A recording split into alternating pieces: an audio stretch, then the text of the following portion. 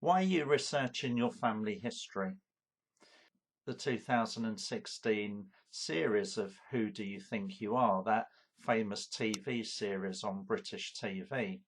And a number of celebrities started their family history with professional help to really identify some questions they had about their family history, why they were interested in their family history.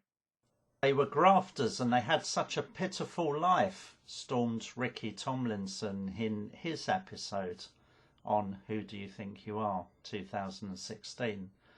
Exploring the social context around our ancestors' life again really brings it to life and adds flavour to the bare birth, marriage and death dates that we all collect in our family history. So continue your research.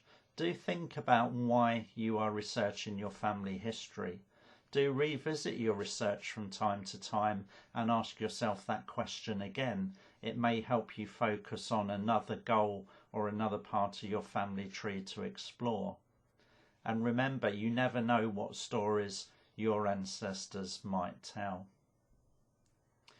The source material for this talk was gained in part from the internet and from the Radio Times online, radiotimes.com.